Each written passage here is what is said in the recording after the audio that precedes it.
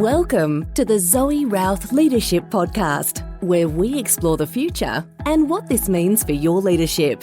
We ask the big questions. What's happening on the horizon? What does this mean for us? And most importantly, what skills do I need now for leadership of the future? It's time to explore. Let's go. Hey, it's Zoe. Welcome back to the show. And on Planet Human this week, we have an interesting little tidbit for you. Allbirds Moonshot shoe, Allbirds Moonshot shoe, is the world's first net zero carbon shoe. It is being made by regeneratively farmed, can't read my own writing again, regeneratively farmed wool. So a shoe made out of wool, it's carbon net zero. And the best part, they have open sourced the toolkit for it. Wow, that is thinking big. That is making a big impact on the planet. So go check it out. Allbirds Moonshot shoe. On Planet Zoe, well, it's August and it's all about skiing. Bring on the snow. So this is where I sneak out of my hibernation and go and ski around the hills, enjoying spectacular views. And you know what I always say, big views give big insights. So I pre-recorded a lot of these interviews through August so I could have time off to allow the big picture thinking to occur while I'm skiing and just basically have fun. So my question for you this week is, do you want to be more productive? Every single leader I talk to says yes, more like they want less task and more time.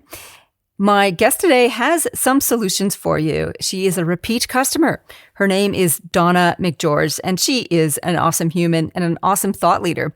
She shares her insights from her latest book, which is ChatGPT Revolution. So we take a lovely dive into how to use ChatGPT for leadership and process-driven stuff. So her books are always extremely practical, and this one is no exception.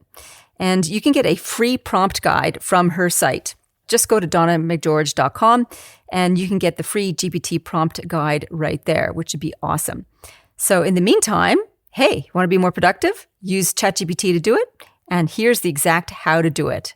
On with the conversation with the fabulous Donna McGeorge.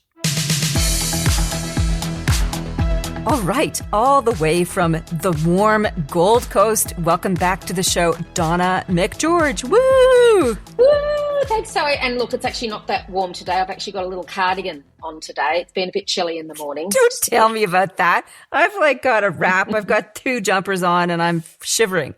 So, Canberra life versus anywhere else in Australia. Well, this is very exciting. We have your new book, The ChatGPT Revolution. Woohoo! And yet another fabulous book from you prolific author, you, and ChatGPT. It's awesome. So let's dive straight into it because I'm kind of obsessed with ChatGPT and the productivity aspect of this. And obviously you are because you got another book out on it. How does GPT differ from other AI tools that you've worked with? And what makes it stand out as a valuable tool for business at its emerging stages? As we're recording this, it's July 2023. Yeah, so first of all, straight up, I wouldn't say that prior to ChatGPT, I was a prolific user of AI tools. So ChatGPT was probably my first foray into what's possible around using AI. And then I started exploring some of the others. So I've played around with some of the tools that will create PowerPoint presentations from nothing, edit your videos without much input, image creators, give me a picture that looks like this. I've played around with that a little bit, but nowhere near to the extent yet of ChatGPT. And for a couple of reasons. I think ChatGPT is just so easy to use. It requires zero training, really zero thinking. Once you start getting the prompt stuff right, you're away. Whereas some of those other AI tools that I just mentioned, I kind of get in there and I have a play and it's not immediately intuitive how to use them and how to get the best out of them. And so I know I need to invest a bit more time up front to get to know them and get to use them and get them to really work for me. That's my experience of it so far. Whereas ChatGPT, zero experience needed, zero, effort required, just started pumping, really cool stuff out for me almost immediately. What kind of really cool stuff do you mean? Right. So I run a small business, and a lot of my marketing is done via social media or by written content, or maybe I write articles for newspapers, I write books, those kinds of things. And like anyone, I occasionally get stuck on stuff. And so what I've found is it's my go-to unsticker, if you will. So if I'm stuck, I've got a bit of writer's block, I don't really know where to start. I think, like many people, starting is sometimes the biggest thing, like just the blank piece of paper in front of you, don't even know where to start.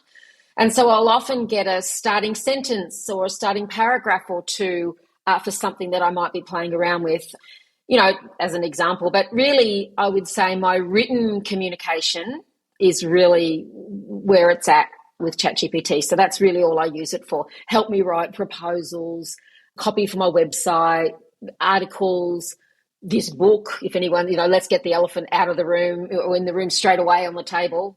That was a whole bunch of mixed metaphors, because yes, it did help me write the book as well.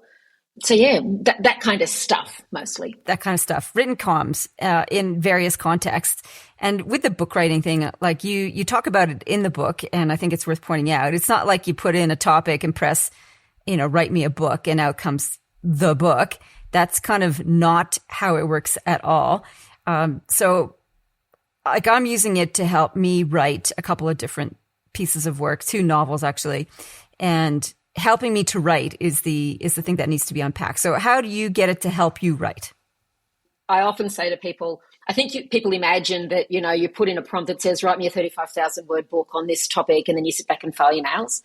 And of course it doesn't. But one day I was doing something where I'd asked it to generate me a bunch of stuff. And then I'd noticed I'd broken a nail. And as my husband came around the corner, I was actually filing my nail as ChatGPT was generating some content on the screen. So the first thing I did is I taught it how to write like me.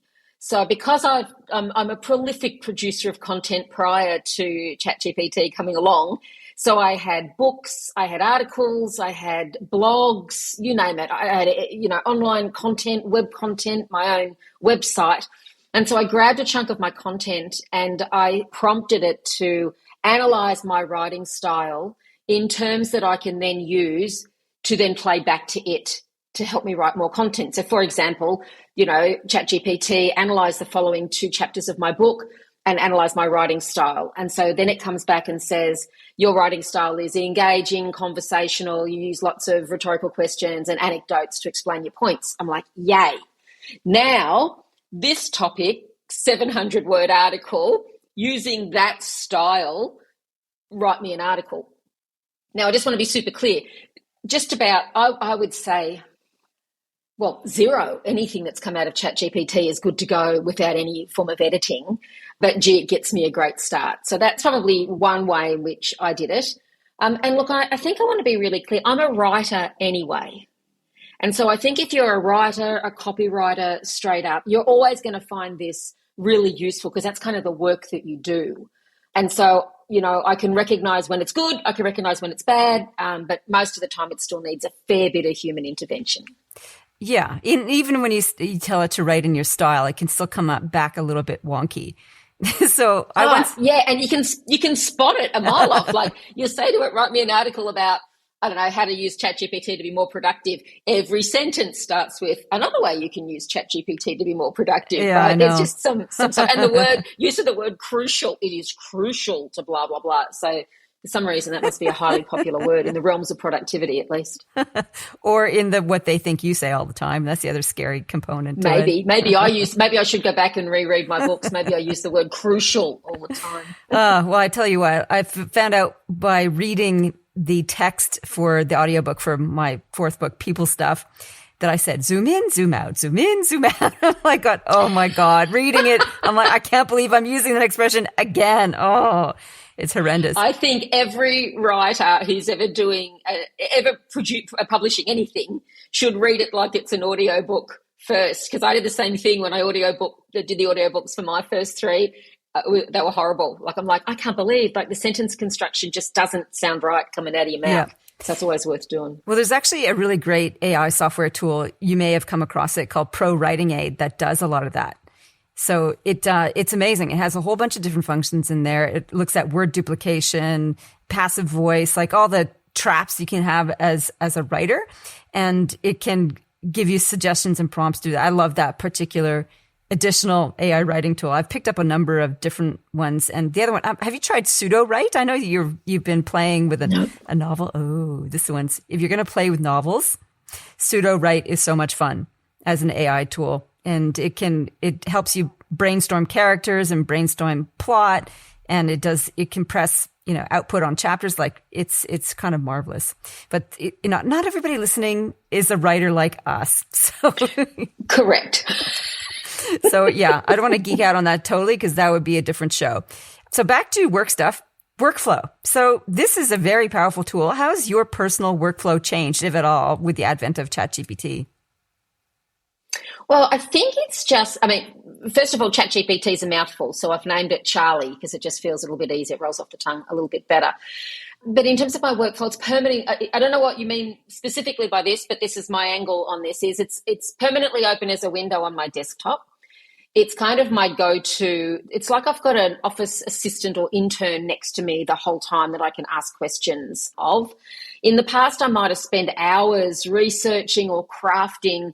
I can remember just to write a small piece of content, whether it was for an email or a proposal, could take hours for me just to craft it right by the time I do a bit of research. What do other people say about it? What have I said about it in the past? All that stuff. Whereas, it takes, seconds sometimes. And so in terms of my workflow, it is definitely now an integral step in my creation of content. Mm-hmm. We'll talk more about creativity later, but, certainly the creation of content, I don't know how I could, I wouldn't go back. The human mind, once expanded, doesn't go back. Could I go back? Sure. Could I go back to using a manual typewriter? Probably, but would I? And so that's kind of how I feel it in terms of how it's impacted my work. So I've absolutely come to rely on it for generating initial drafts or ideas that might prompt more exploration or research, stuff like that. So I think we could talk about the creativity piece now, because one of the questions I wanted to explore with you is, because I pretty much have the very similar workflow to you. Like first thing in the morning, open up my desktop apps, and the one of the first ones I open up is Chat or Charlie. I've called him Cecil. There you go. I think it needs a personality, right? It's like, hi, ChatGPT is just like, come on. It's more fun to have it. Well, another colleague of mine calls it Chachi. Chachi. Which sounds cool as well, Chachi. So from like Happy Days, Chachi? Yeah, which is why I couldn't go there. I'm like, geez, no, I'm good with Charlie. I think Cecil's good as well, but yeah. Cecil, but it is like a virtual workmate, right? It is a virtual workmate, so why not give it a name? Yeah, because you can have any conversation with this thing. And I've asked it for advice in like, okay, I've got a difficult interpersonal relationship issue. This is what I've dealt with. What's your approach to it? And I think the way that I phrased the question was just positive reinforcement for my approach. So I probably need to do a bit more with the prompting around that. In any case, from a creativity and critical thinking point of view, I wanted to explore this. It's open. I use it all the time as a sounding board, as a productivity tool to generate content, just like you. And I found myself going, I'm a bit tired. One of the questions I was answering for my own blog, which was generated by chat, was in a reflection of my birthday reflection article, was, what would you call the movie title of your life? And I'm like, I got nothing. I'm like, right. So I'm going to put it into chat and ask chat the same question. So this is my life, blah, blah, blah, blah. What would be a movie title for me? And they came back with something. And I'm like, that's actually pretty good. I think I'll just use that. So, long-winded answer to like, well, that was interesting. What could this mean is the question, the leadership question I like to ask. Does it mean that I will get lazy in my critical thinking, lazy in my creative thinking? Is this possible? And I wanted to get your specific opinion on that. So that story is a really interesting one. So there was a lot of context in there around you're already tired. And so it probably wasn't the best time of day for your most creative thinking anyway. Please see one of my previous books, right, on best times of day to do thinking, right? If you'd asked yourself that question first thing in the morning, you may have been able to come up with something for yourself. So that we'll put that aside for the moment. Wrist slapped. Yeah. Well, there's a lot more to it, is I guess what I'm saying, than just will it make us lazy or will it remove our ability to critically think or be creative. So we would need to remember that Charlie or Cecil or ChatGPT is a doer, not a thinker. And so you had to craft the prompt to get you the best possible movie title. So you still had to know a fair bit about yourself. You couldn't just say, oh, give me a movie title, that's the story of my life.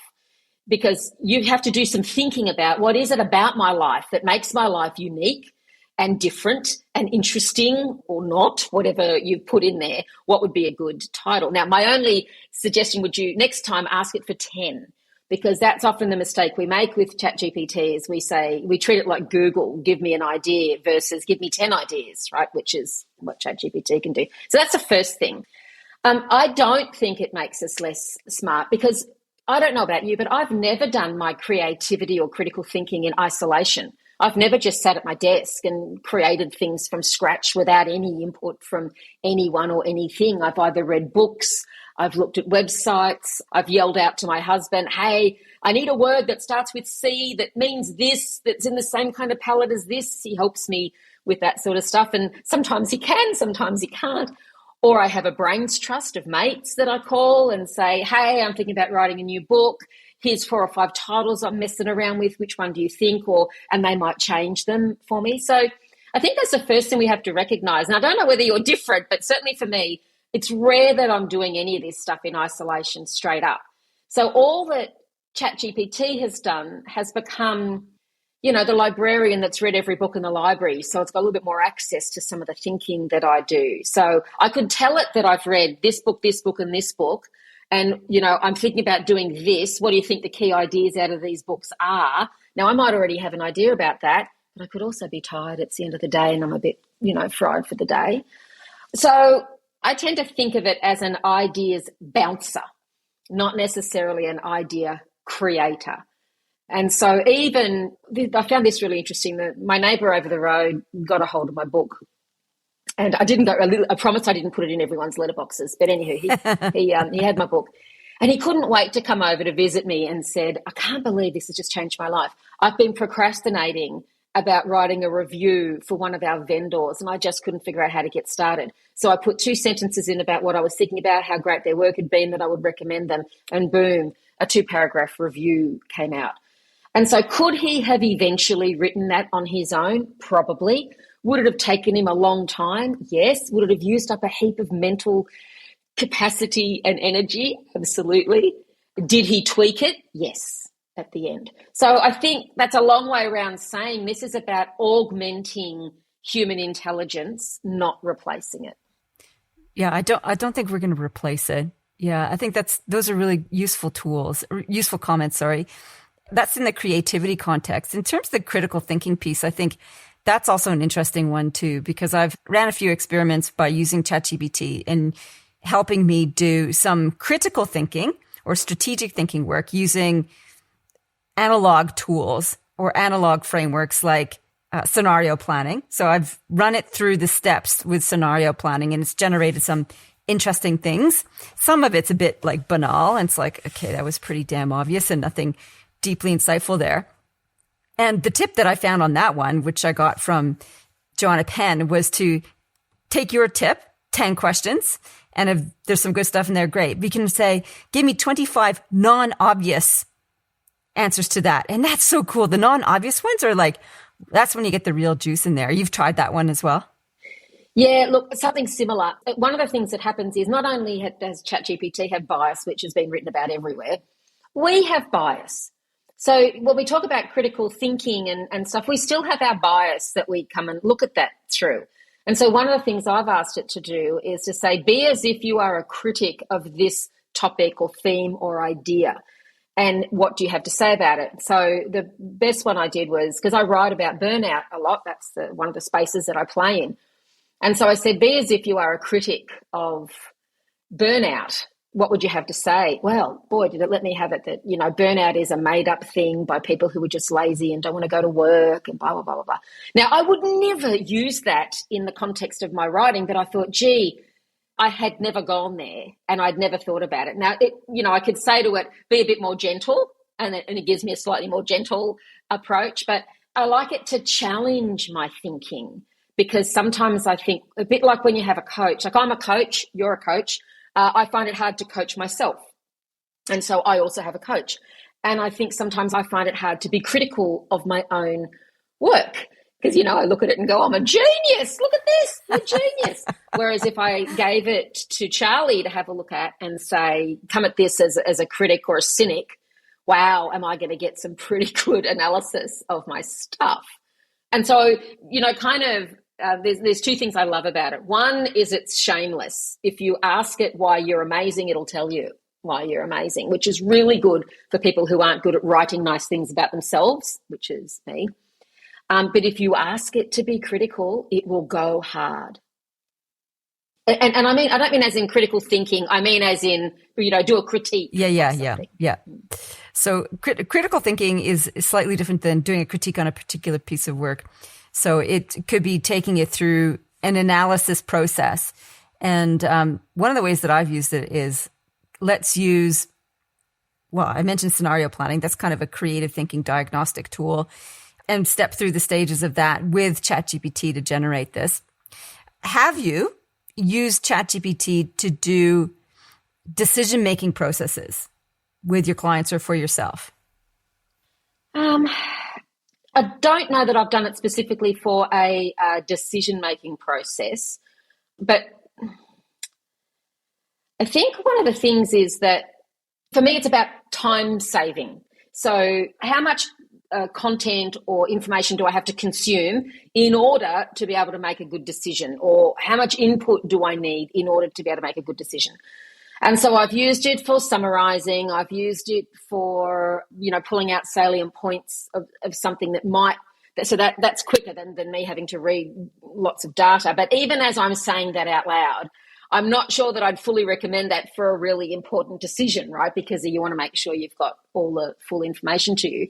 But as you said before around telling it what model you want to use, so if there's a decision-making framework that you like or model that you like, I haven't done one specifically for decision-making, but I have done it for strategic planning, where I've said, here's the idea I'm thinking about, run it through this framework. It's just escaped me off the top of my head right now. Run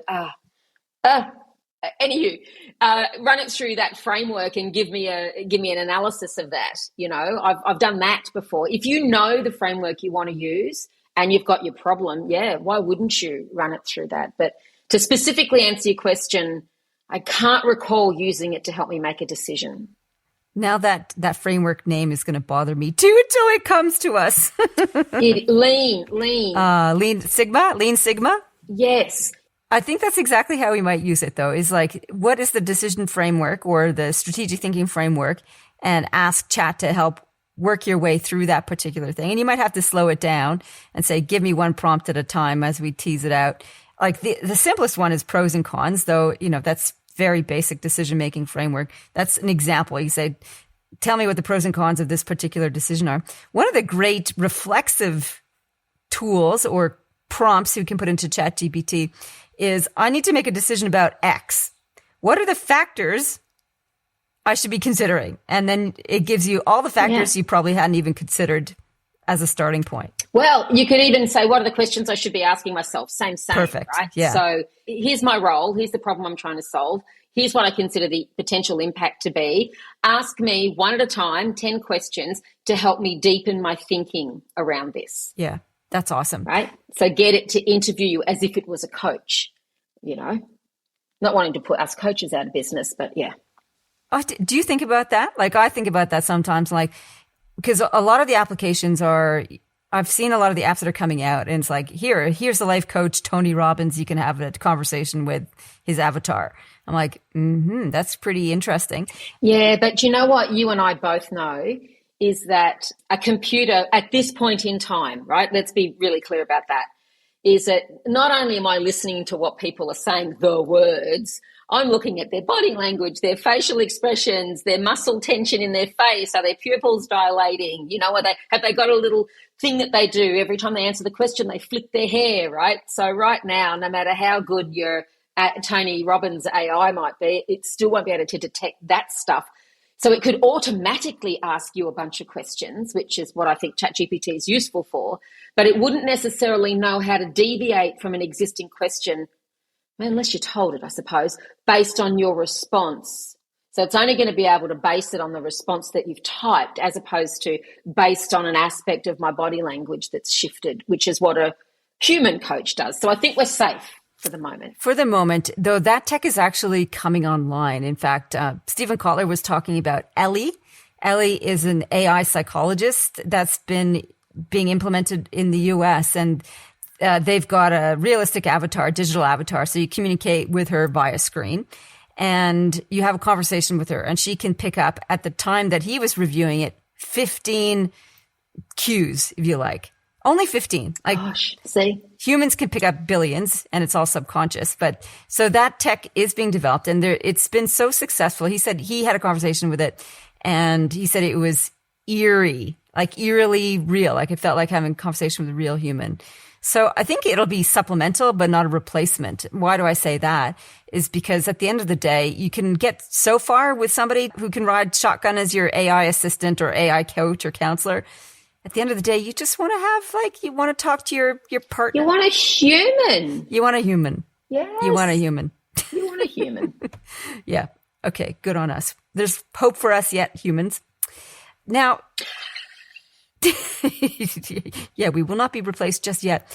If everyone's using ChatGPT, so at the moment it's a competitive advantage because still not everybody is using it. Still only about 20% of people have heard of it. It feels like everybody's heard of it because that's the world that we're immersed in it, but still not everybody is using it or has heard of it. So it still is a competitive advantage. When everybody is using AI tools in one way, shape, or form, how will this actually help us stay competitive, or will it? Oh, well, how are you currently competitive? How well do you use the resources within your organization? So what ChatGPT does is, so for the moment, those who are ahead of the game have the opportunity, whether it's ChatGPT or other AI, to get rid of the mundane and tedious work that humans are doing, repetitive, horrible work, administrative work, which frees up resources to be doing other more value-added things. So I think I don't know that the thinking around that, for me, doesn't anyway, change that dramatically around. So if they're not doing the horrible, mundane, administrative, tedious stuff they used to do, what could they be doing? So still how you use the people and the genius in your organisation, I think, will remain unchanged, except you'll probably have more of it because they're not having to do this so much, the tedious stuff, that is. So just amplify the unique amazingness of the humans in the business.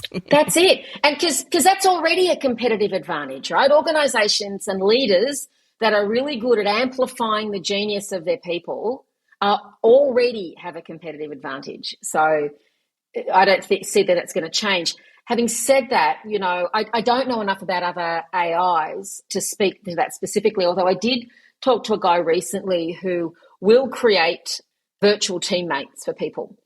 And so it literally does it. He's showing me some of the bots that he's created that will clear your inbox out in a matter of seconds. It'll sort file, or highlight just the 2 or 3 messages that need a human intervention.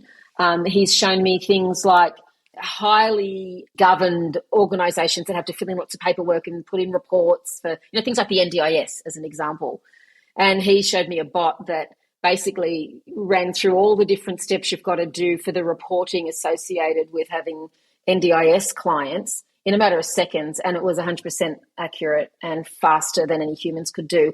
Now that frees up, so I reckon the first NDIS organisations that jump on board with that frees them up to leave their people to do the human intervention work that is critical in those kind of contexts. So that's where I think we're just on the edge of that now, which is fascinating. It is fascinating. In terms of mainstream, has that stuff been around for a while? Sure, there's people who've been able to do similar sort of stuff, but the fact that this is, I think, what's so interesting about it is it's just so mainstream.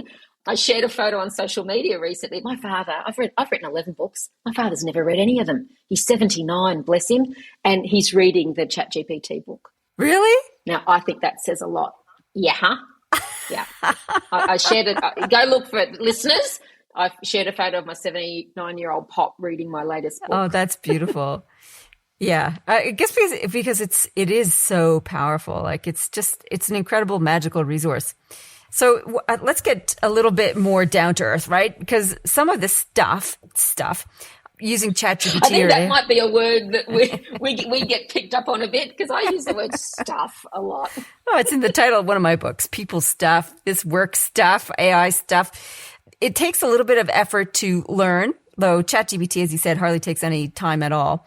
Some of the other AI tools do require a little bit of finessing and research and application to get it humming for you. If we're going to, for example, like your colleague friend who said that he was developing a bot to do the inbox management, etc. So that was presumably taking some developmental time and money to do that. How could we measure the ROI of implementing either easy one like ChatGPT or a custom AI bot? How would you go about measuring the return on investment there? Oh, well, it'd be straight up like, how much time does it currently take and how much time does it currently cost? And I know this is going to sound really consultant speak. And then this particular guy claims to be able to save up to 80% of people's time. So God, what would it be? Let's just, I know, right? So in terms of that kind of work, that kind of process work, he says we can free up to 80% of a human in your organisation. And so let's just say, and I can't remember the cost of this, so I'd be talking out of my hat even if I tried to estimate, but let's just say it did cost the same cost as a human in your organisation. So the initial cost up front was, I don't know, an 80K, and that's what maybe a high-end administrative person might cost you, if not less. You know, the first year outlay, then you're looking at it year on year. So I think there's always, the return on investment's always going to be a longer-term thing. So there's a higher up front and then year on year. But then I'd also say, how are you currently measuring the return on investment of any initiative that you're doing in an organisation? So things like measuring productivity is really interesting, right? So this is what, I'm not sure that it's particularly special, sorry for using the same phrase, but how do I currently measure productivity? So it could be that I measure how much money I make by the amount of human hours that are made up of making it, right? And plus a few other things in there. And so it would be similar kinds of measure. Once I've spent this amount of money, how much have I now saved a bunch of time based on that, and money based on that? MIT have done some studies and research into it. They're saying that from a white-collar perspective, 37% gains in productivity straight up just by doing simple written tasks. So I know your question was, how do you measure ROI? I don't really know, because I'd say, how would you measure it against any kind of, everyone's organisations are so different around this, but I'd start with productivity. Say, how many people, how many hours does it take to do X? Just use ChatGPT. Don't worry about getting the big AI bot just yet. Just see, what is it, $20 a month to get the paid version of ChatGPT. I reckon you get significant return on that investment. Okay, awesome. All right, before I go to my tactical question at the end, are you ready for the Fast Five? Yes, I am ready for the Fast Five. She says, just accessing her notes just off screen. I am indeed ready. Okay. All right, let's do it.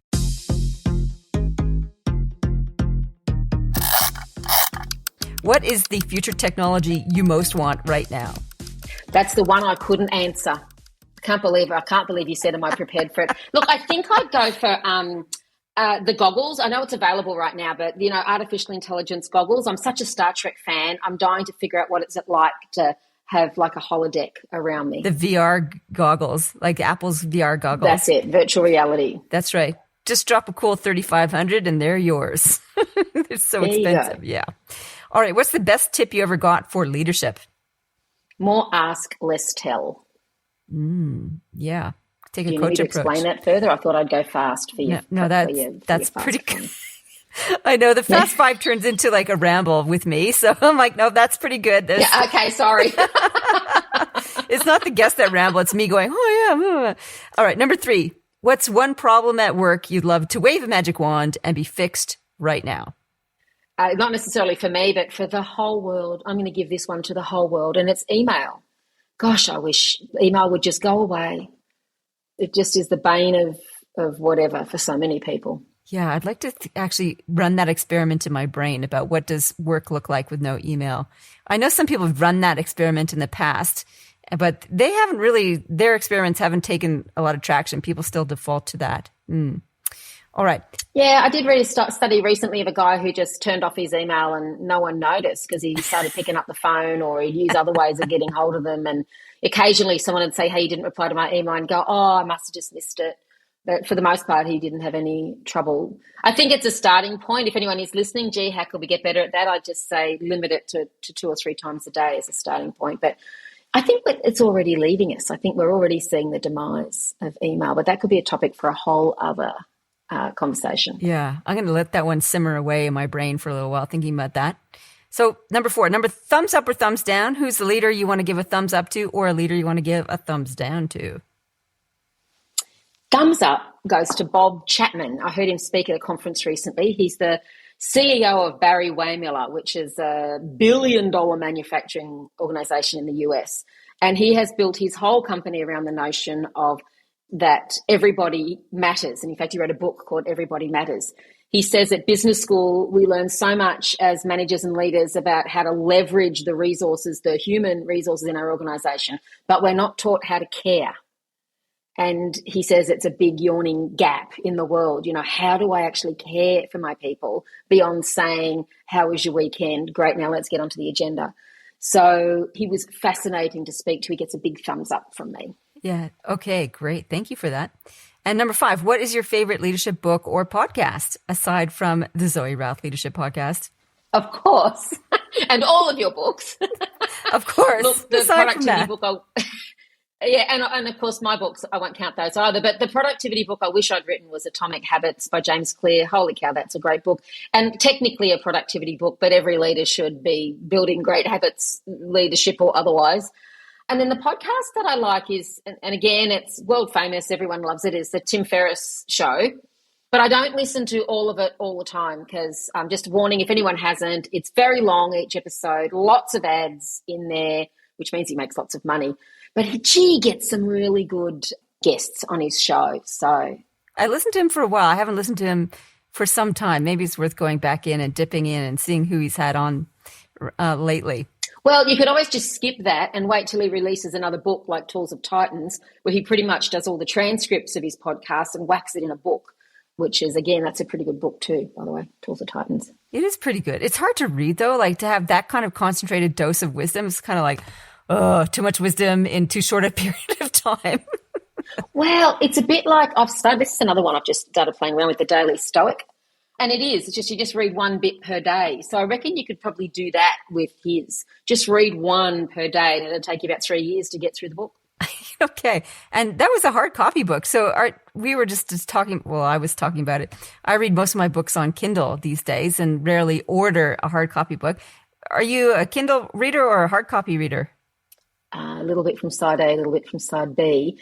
I actually like, and I wish I haven't got it within arm's reach, so I won't get up and get it now, but if I use Tools of Titans as an example, I tried it on the Kindle, but there were just too many things I wanted to highlight, tag, etc., that I just went, and I know you use it for that, but I just went straight back to the hard copy book so I could pick it up and it's got all my tags down the side for the various bits. So when I travel, it's always with a Kindle, but I do like to have the odd hard copy book, but I'm getting less and less of them. I moved house recently and got rid of, and by got rid of, I meant donated a whole bunch of my hard copy books that I'd been carting around for decades. Yeah, it's a bit like that. They're kind of like a wasted resources sitting on your bookshelf in some ways because other people are not benefiting from them. And then some are kind of tokens for a friendship or relationship or a thought or still being used as a resource. So, yes. Well, it's a Marie Kondo thing, right? If they fill you with joy or they have meaning or they're useful in some way, then hang on to them, I guess. That's right. Okay, that was the extended Fast Five.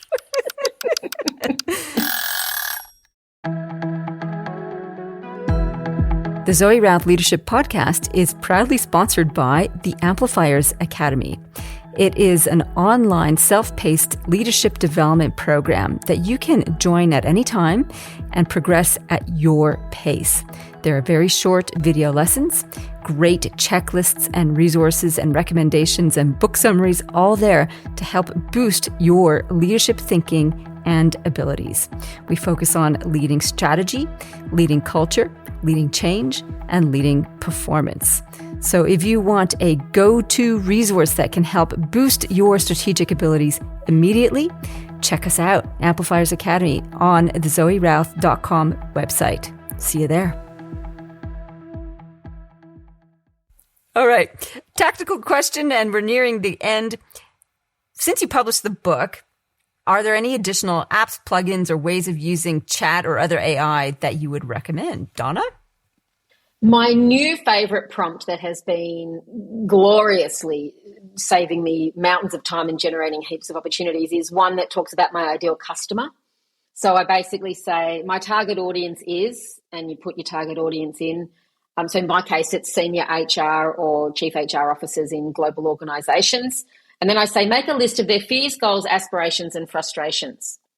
And you can add to it, state these from the point of view of one person, what other context you want to give it. But what that does is it's generated for me probably a year's worth of content so that then I can target my comms directly to their fears, hopes, aspirations, and goals.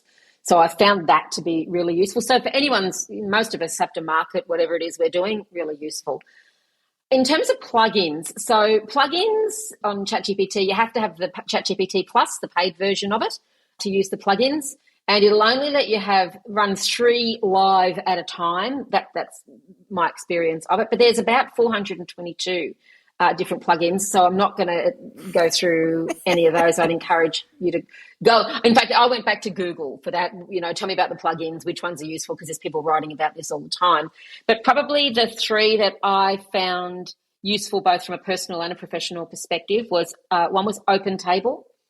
So I can then say to it, because if I'm using GPT Plus, now this has just been turned off, so it may have changed a bit. Like literally in the last few days, they turned off the internet browser, Bing. They turned off the Bing plugin with it.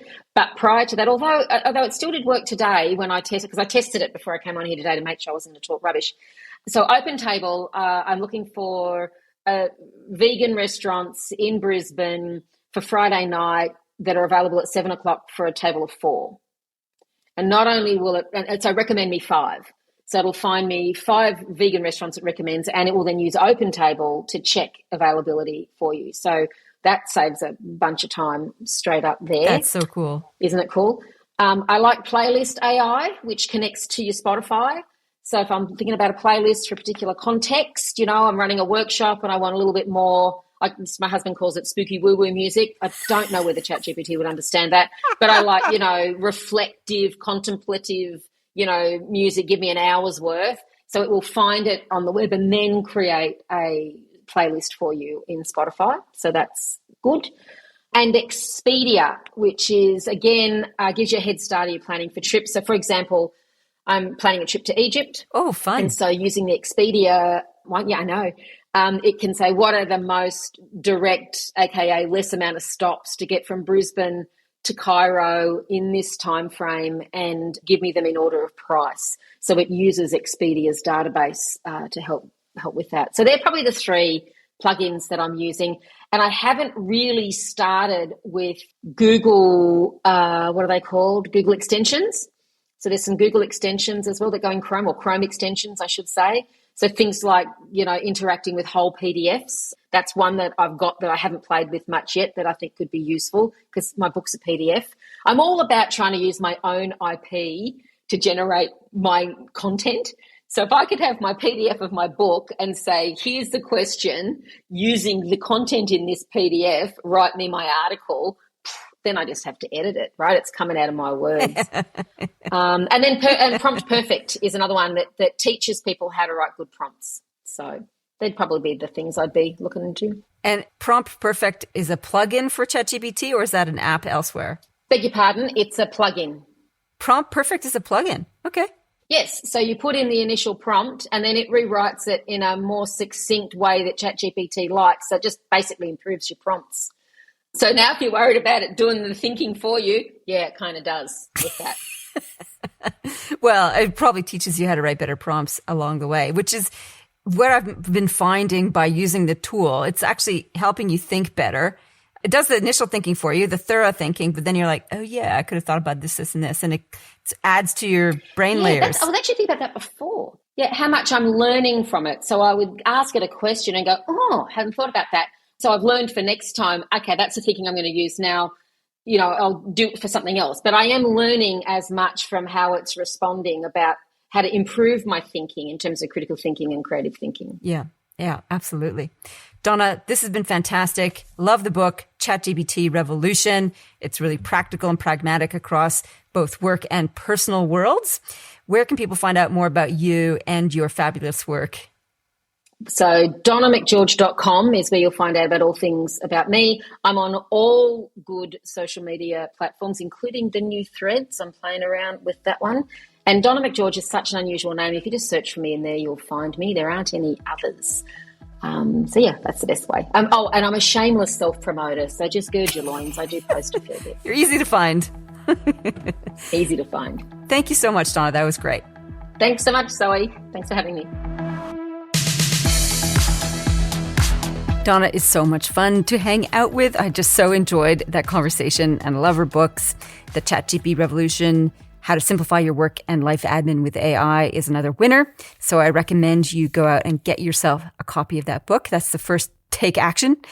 The takeaway is also to take action. Try one of the plugins that she suggested. I'm going to play with Prompt Perfect and see what happens with my good old work with Cecil or Chachi. All right. So your tip of the week is coming from my fourth book, People Stuff Beyond Personality Problems, an advanced handbook for leadership. And as I was thinking about this work and ChatGPT, I thought, let's talk about archetypes. And let me talk first about archetypes from the book and then tell you how you can use ChatGPT in conjunction with this. So archetypes, this is from page 55 of the book, are universal roles or patterns of behavior that resonate across cultures. They are a blueprint for a story arc and narrative. We understand the tone and purpose of an archetypal journey and can see ourselves fulfilling that function. Archetypes create the architecture for action. The patterns of the story help shape our decisions and actions. When we think of the hero archetype, for example, what do we think of? We think of a reluctant, brave soul called to solve a difficult challenge for a purpose greater than themselves. We know the hero must be brave, face brutal challenges, and ultimately triumph. It's a core story pattern that is so fundamental to human experience, we recognize it across cultures. So that's archetypes. So what I suggest you can run a little experiment with, which I will do after I finish this recording, is go to ChatGPT and say, this is this current challenge I've got in the workplace. Maybe it's a presentation, a performance, or a meeting that's tricky. I need an archetype to help boost my courage or help boost my influence. What archetype do you recommend I could use to help me show up more powerfully? I'm sure the prompt perfect might rephrase that, but try plugging in a request for an archetype to help guide you in that particular situation and see what comes up for you then. That would be really fun. So up next on the show, we have Tom Fox. He is a compliance expert, maybe compliance obsessive. Anyway, we have a fantastic conversation about the future of work and the changing ethos in business and how important compliance, following the rules, and showing and demonstrating that you're doing the right thing is in terms of proving your worth and mettle as a business, doing the right thing, and the rise of environment, social, and governance protocols and proving your mettle in that regard. So we have a really extensive conversation about the changing nature of business and what it means for leadership. That's coming up next. In the meantime, I'd love to see where you are listening from.